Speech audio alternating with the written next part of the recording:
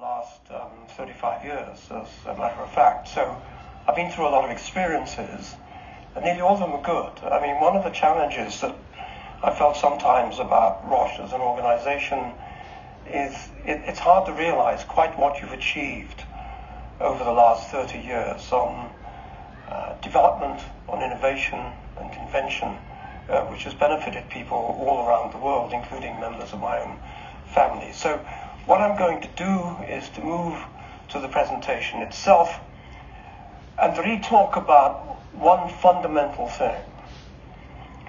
Roche puts patients at the heart of everything you do. And indeed, many of your competitors do the same in that setting. But in order to get to your patients, you need to win. And that fundamentally is about the conversation Evan and I are going to have with you this afternoon, and hopefully in the Q&A which follows it here. Because in order to get to patients, we have to persuade, overcome, deal with, promote relationships with people who pay the bills. And for the most part, it's not the patient in this segment. And so, building a little bit on the wonderful presentation your colleagues made yesterday in London in that setting, we're going to focus really on breaking down, or trying to break down, some of the barriers which exist in getting to the people who really matter, which is the patients.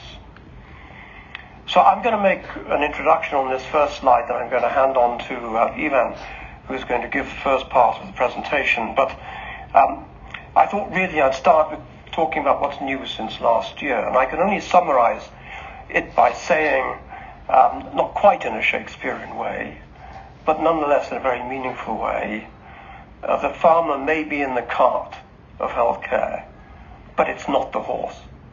And we are, in other words, in a reactive scenario as part of a huge segment of human beings and companies and innovations which play such an important role in producing effective healthcare for societies around the world. The challenge is that governments are taking a very aggressive attitude towards pharma. And indeed, when one looks at investment priorities, governments are also preoccupied elsewhere. If you're in a typical country here, whether in the United States or in any European country, governments are focused on inward investment and provide incentives for that. But at the moment, the key priority is all about energy and energy-saving investments, whether it's building factories to make batteries or wind turbines, and so on in that sense. So in a way, on both sides of the coin, the farmer is at a disadvantage. First of all, most economies are suffering at the present time economically, and so governments want to save money, or at least not spend significant incremental amounts. And on the other hand, if they're focused on incentives and investments, they're not thinking about us as a first priority in this setting. And that's something that, we have to adapt to. And certainly, as you can see in the middle part of this slide, issues around R&D productivity, which we'll talk about a little bit, and acquisitions as well, come to the fore here. And there's also a fundamental reappraisal going on in association with preventative medicine as a key driver, really, of healthcare investment over the next 10 or 20 years here. And we are now beginning to see that shift in that sense here. And of course, it puts pressure on margins, it puts pressure on profitability and so on. And so companies are looking as best they can to areas, particularly in technology, where they can realize savings without driving down the quality of invention, the efforts that go into the work that's done, and the efficiencies which come from it. But there is a wider discussion and argument as well, which we will talk about today, and that is the voice of the patient. I've said already that fundamentally that's not the starting point of this conversation.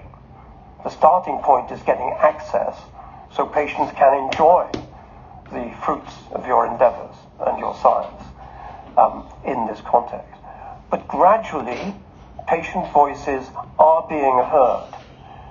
We've seen it, and we'll talk about it a little bit in this presentation. If I look at what's happening in migraine, if I look what's happening in Alzheimer's, if I look at what's happening in obesity, we are finding that patients are developing their own unique voice in A, demanding access, and B, being prepared to fund it themselves. And that is a really fundamental strategic debating issue for the industry, because there's not enough money to allow every person in our societies access to the best that healthcare can deliver in this setting. So we're just beginning to see an emergence of a unique, if you like, a patient voice. And we'll be talking about that in the presentation this afternoon too. We'll also touch on our relationships with those who do provide access to, or not, the inventions that you bring to market, the so-called healthcare professional, and the importance, particularly nowadays, of providing them with the information, the evidence, to make informed decisions on behalf of their patients. So that's the theme of what we are addressing this afternoon. But bear in mind, the fundamental drive here is about winning, and a winning mindset. And so I'll hand over now to Ivan, who will pick up the first part of the presentation.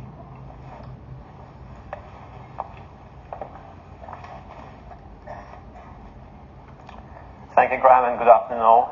Thank you very much for coming today and joining us for the Roche seminar session.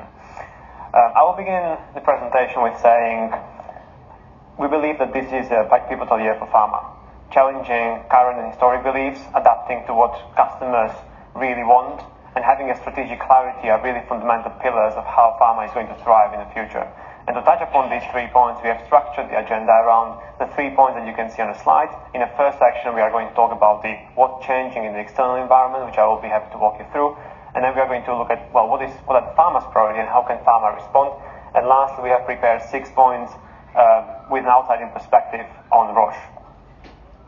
So let's start by having a look at the global pharma market net sales forecast. And I want to reiterate net sales forecast because generally we have been sharing gross sales forecast using our IQVIA market prognosis. This year we have used the analyst consensus forecast. So what you're looking at on the slide is net sales, historic devolution, and net sales forecast. We are seeing one change, and that is that the growth is expected to slow down from historic around 7% to future around 5% CAGR over the next 5 years. And we're also seeing interesting dynamic between the top 15 pharma and the rest of the market. Whereas in the past, the top 15 pharma has really outperformed the market performance, we are expecting that to slow down, and there are really 3 big shifts where we wanted to touch upon. The first big shift is that big pharma is facing one of the biggest patent cliffs over the next 5 to 10 years, and the outlook to replace that loss through new launches is a little bit blurry because of the performance of the recent launches that we have seen. And that leads us to the second point, and that is that yes, pharma have been very strong over the past 20 years and is very independent, but we have seen that the scrutiny of the value that pharma is delivering has intensified. We have seen it over the past 2 years. There have been several policies being implemented across the pharma core market, and we think this is going to really put or double down on big pharma as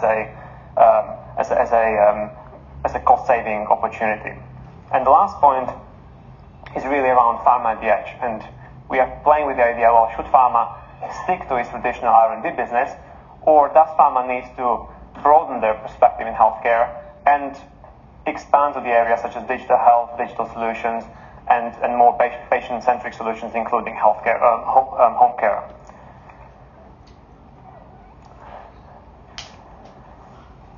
Now, in our view, we believe that pharma must embrace evolving healthcare realities. In fact,